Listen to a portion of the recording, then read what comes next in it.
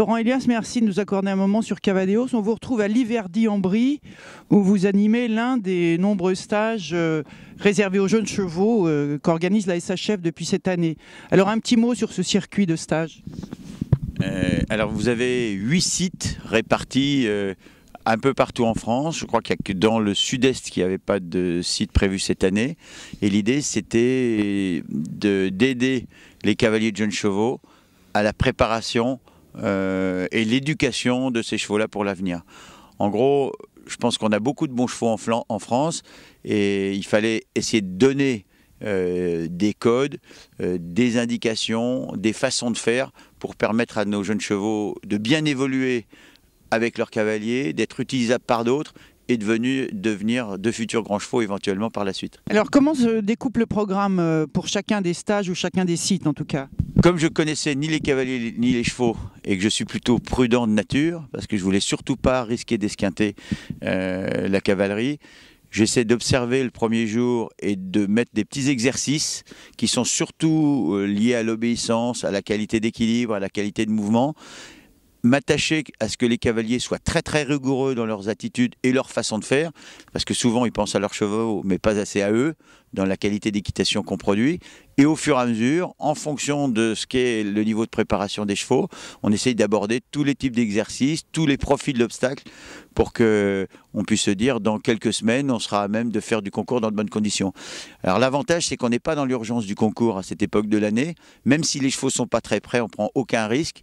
Et comme on fait sur de petits sauts, mine de rien, on peut répéter suffisamment pour qu'ensuite on ait de l'aisance, de l'écoute et que les chevaux s'aguerrissent à cette écoute dont on a besoin et la qualité d'équilibre et de mouvement pour sauter dans de bonnes conditions. Et alors sur un plan purement pratique, donc vous voyez les mêmes chevaux combien de fois? Alors on a 2 fois 2 jours dans les sites avec les mêmes cavaliers et il y aura une journée qui sera consacrée à un débriefing en concours où on essaiera d'observer la qualité des détentes, les parcours et voir en situation ce que deviennent ces chevaux-là et d'aider leurs cavaliers à bien juger de ce qu'est leur prestation. Parce que le travail à la maison, c'est une chose.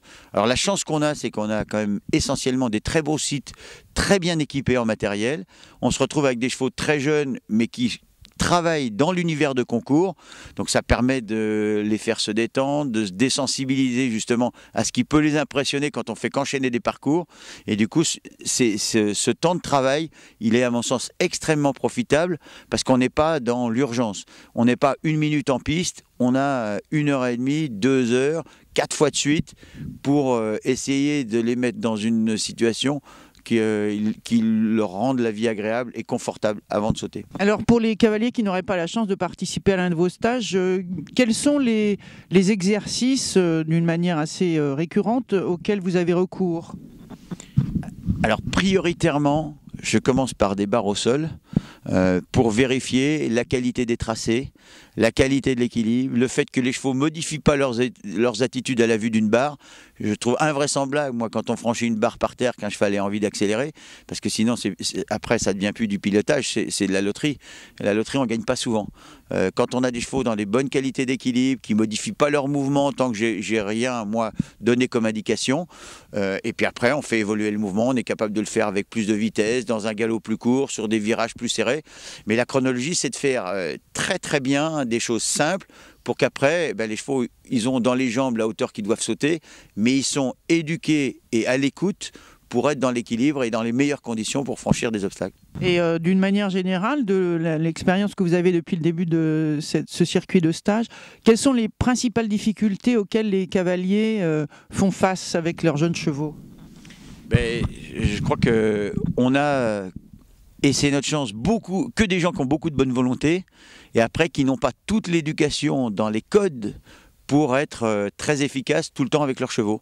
Alors ils ont envie de bien faire, mais je pense qu'il y a un défaut de culture équestre en général, et c'est pas une critique, c'est sur l'ensemble des cavaliers, même expérimentés, que je peux voir, sur les attitudes qui correspondent vraiment à l'éducation, à la soumission sans être dur, au fait de pouvoir utiliser des chevaux après, mais très très bien éduqués dans le rééquilibrage, dans la capacité à pouvoir se déplier sans les perdre, etc. Donc je pense c'est un moyen de remettre des bases en place et de se rendre compte que finalement, quand le cavalier travaille très bien, à un vrai niveau d'exigence en étant rigoureux mais sans être violent, ben les chevaux sont très à l'écoute et perdent beaucoup à la fois de l'excès de sensibilité ou de violence parce qu'ils sont dans les mains de cavaliers qui comprennent comment ils fonctionnent. Donc objectif retour aux fondamentaux essentiellement. Oui, je crois que moi j'ai pas découvert l'équitation, je fais essayer de pratiquer une équitation juste, sobre,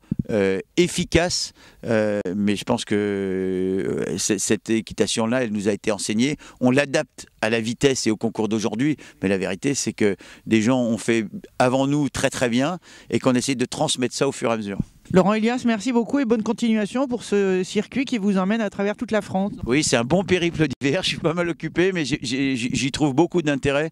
Ça me passionne de voir à la fois des gens intéressés et de me dire qu'on contribue à la bonne éducation de nos jeunes chevaux. Et de se dire que derrière, probablement, si on les aide, il y a plus de bons chevaux qui arriveront au très haut niveau. Merci beaucoup. Merci.